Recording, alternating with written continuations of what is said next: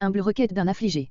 Ce psaume est composé presque entièrement de réminiscences ou de citations de cantiques plus anciens, ce qui ne l'empêche pas de former un tout où les pensées se suivent très logiquement. S'il porte en suscription le nom de David, c'est sans doute à cause des nombreuses paroles de David qu'il contient.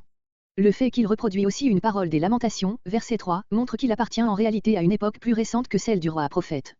Le sentiment qui domine dans ce psaume est moins l'indignation de l'innocent persécuté que la tristesse de l'homme qui souffre de ses péchés. Aussi ce cantique a-t-il été rangé parmi les psaumes pénitentiaux, dont il clôt la série, voire introduction.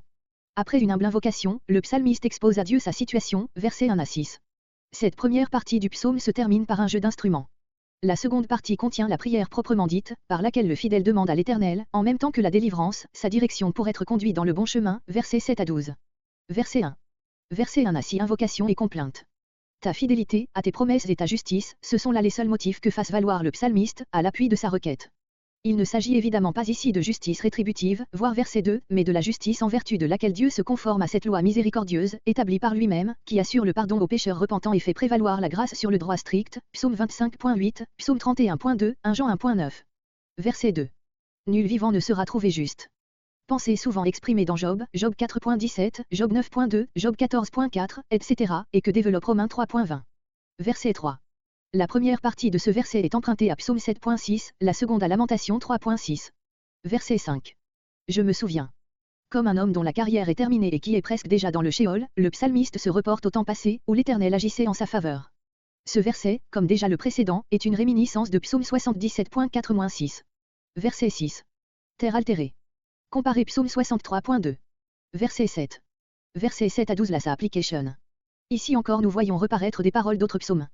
Comparez Psaume 69.18, Psaume 28.1, etc. Verset 8. Dès le matin, le plus promptement possible, de plus, à l'idée du matin s'associe souvent celle d'un commencement nouveau et d'une lumière libératrice, Psaume 30.6, idée à laquelle se rattache très naturellement la demande de la fin du verset. Le psalmiste, défiant de lui-même, a besoin d'être conduit et guidé dans la voie de l'obéissance. Cette parole rappelle celle de Psaume 90.14, rassasie-nous dès le matin de ta bonté. Verset 9. Je me mets à couvert.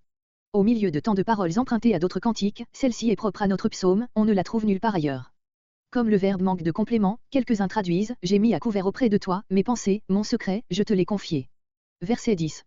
Ton bon esprit, littéralement, ton esprit, qui est bon, qui est le bien même et qui veut le bien de ceux qui t'aiment. Sur une voie unie, littéralement, dans une terre unie, mais il est possible que dans le texte hébreu une erreur de copiste ait substitué le mot de terre à celui de sentier. Verset 11. À cause de ton nom, voir Psaume 25.11. Versets entre 11 et 12. Dans ta justice, retire mon âme, dans ta miséricorde, retranche. On s'attendrait à un ordre inverse, sauve, dans ta bonté et détruis dans ta justice. Mais ici, comme au verset 1, le psalmiste ne donne pas au mot de justice un sens juridique. Parce que l'Éternel est juste envers lui-même, il sauve celui qui est son serviteur et parce qu'il aime ce dernier, il détruit ses ennemis. Quant à ce dernier vu, voir la note d'introduction au psaume 109.